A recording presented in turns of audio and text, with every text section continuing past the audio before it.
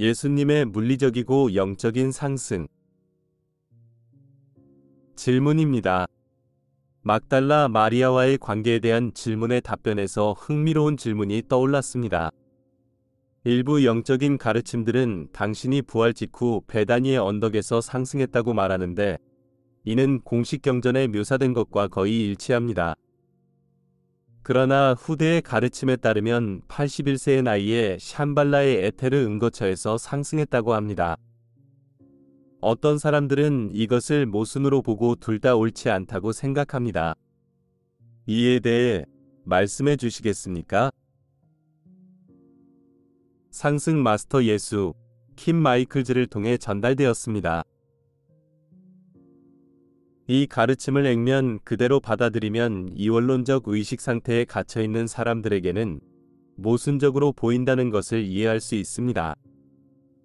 그런 사람들은 항상 법전의 문자를 살펴보기 때문에 그것으로는 대답할 수 없거나 모순되는 것처럼 보이는 많은 질문으로 끝나는 이유입니다. 이런 사람들은 옛날의 바리새인들, 사두개인들, 율법학자들, 법률가들처럼 끝없는 토론을 벌이게 됩니다. 실제로 이러한 사람들 중 일부는 오늘날에도 환생하여 정통 그리스도교 단체와 일부 뉴에이지 운동에서 볼 수 있습니다. 점진적 계시의 본질을 이해한다면 운동 초기에 한 가지 가르침이 주어지고 나중에 같은 주제에 대한 더 발전된 가르침이 주어졌다는 사실에 놀라지 말아야 합니다. 모든 운동과 영적인 가르침의 목적은 추종자들의 의식을 높이는 것입니다. 그 의식이 높아지면 더 발전된 가르침이 주어질 수 있고 주어질 것입니다. 진보적 계시에 대한 진정한 이해는 영적인 가르침이 결코 고정되어 있지 않다는 것을 깨닫게 합니다. 더 발전된 가르침이 주어질 가능성은 항상 있습니다. 피상적인 관점에서는 진보된 가르침이 이전의 가르침과 모순되거나 무효화되는 것처럼 보일 수 있습니다. 그러나 실제로는 더 높은 의식 상태에서 주어진 가르침이기 때문에 더 높은 가르침은 이전의 가르침을 뛰어넘을 뿐입니다. 따라서 이전 가르침을 충분히 구현하여 의식을 높인 사람만이 올바르게 이해할 수 있습니다. 따라서 모순을 보는 사람들의 경우 가능한 설명은 단 하나, 즉 이전의 가르침을 완전히 구현하지 않았기 때문에 갈등을 해결할 수 있는 내면의 지시를 받을 수 없는 이유입니다. 물론 어떤 가르침에도 갈등을 일으키는 오류가 있을 수 있지만 그것조차도 성숙한 학생은 내면의 인도를 통해 해결할 수 있습니다. 이 경우 오류도 없고 갈등도 없지만 상승의 과정에는 두 가지 측면이 있다는 것을 이해해야 하는 이유를 알 수 있습니다. 우리는 이 시대의 생명 흐름이 상승하기 전에 카르마의 균형을 100% 맞출 필요가 없다고 가르칩니다. 물병자리 시대로의 진입을 촉진하기 위해 인류의 의식을 빨리 높여야 할 필요성 때문에 생명 흐름이 카르마의 51% 균형을 이룬 후에 상승을 할 수 있도록 시혜가 주어졌습니다. 즉, 생명 흐름은 51% 균형을 맞춘 후 6화로 돌아갈 필요는 없지만 나머지 49%는 영적인 영역에서 균형을 맞춰야 합니다.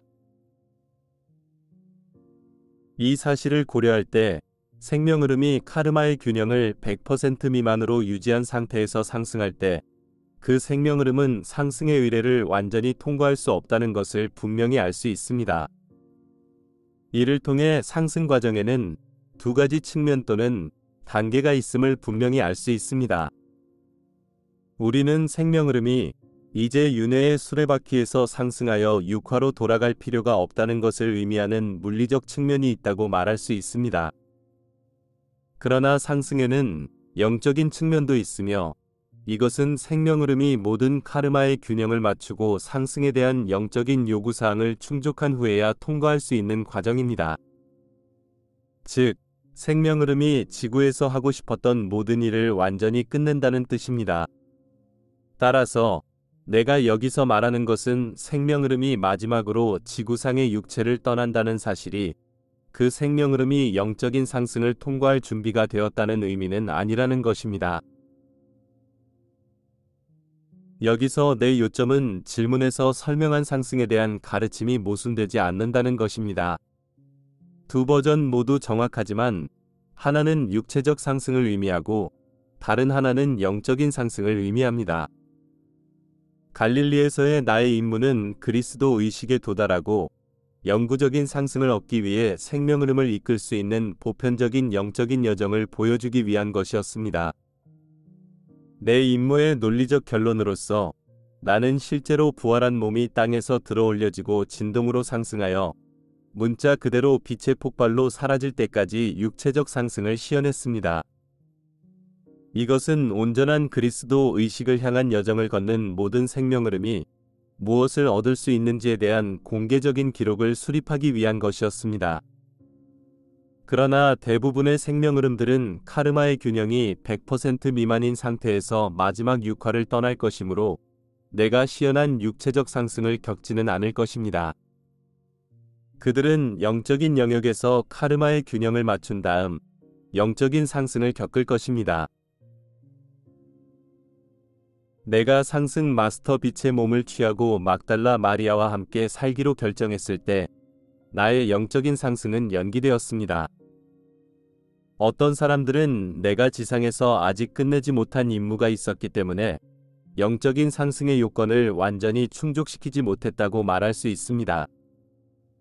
그래서 나는 81세의 나이에 지상에서 물러날 때까지 영적인 상승을 하지 않았습니다.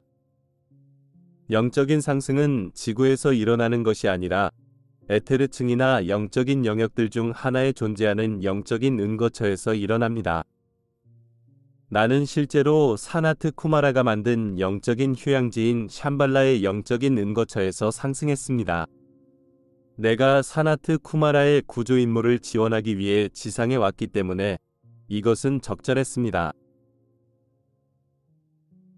내가 이 가르침을 통해 사람들이 배우기를 바라는 것은 영적인 여정에서 성장함에 따라 이원론적 사고방식을 극복하고 버리기 위해 의식적으로 노력하는 것이 절대적으로 필요하다는 것입니다. 이것은 두려움에 기반한 사고방식이며 이것을 진리에 대한 사랑에 기반한 접근 방식으로 바뀌어야 합니다. 이원론을 넘어서야만 가장 높은 영적인 진리를 찾을 수 있습니다. 사랑의 가슴과 열린 마음으로 답을 구할 때만 그리스도 마음을 입고 그리스도 의식을 온전히 성취할 수 있는 가장 높은 영적인 통찰력을 얻을 수 있습니다. 인간의 지성을 통해 진리를 찾으려 하지 말고 직관력을 깨우고 사용해야 합니다. 신의 더 높은 진리는 선형적이거나 이원론적인 것이 아니기 때문에 선형적이고 이원론적인 사고방식으로는 알 수 없습니다. 내가 법률가들을 꾸짖는 것은 그들이 이런 사고방식을 넘어서기를 거부했기 때문입니다. 그들은 지식의 열쇠를 찾거나 사용하기를 거부했으며 그런 사람들은 말 그대로 영적인 진리를 한 조각도 통합하지 않고 평생을 영적인 진리에 대해 지적으로 이해하면서 보낼 수 있습니다. 그러나 기꺼이 어린아이처럼 되어 지식의 열쇠를 사용하여 자기 안에 있는 신의 왕국의 진리를 찾는 사람들은 누룩이 되어 의식의 덩어리 전체를 온전한 그리스도 의식으로 끌어올리는 더 높은 진리를 빠르게 통합할 수 있습니다. 그러므로 이 시대의 법률가들이 너희가 너희 아버지의 나라에 들어가는 것을 막지 못하게 하세요. 그들을 뒤에 남겨두고 나를 따라 진리의 빛으로 들어가세요.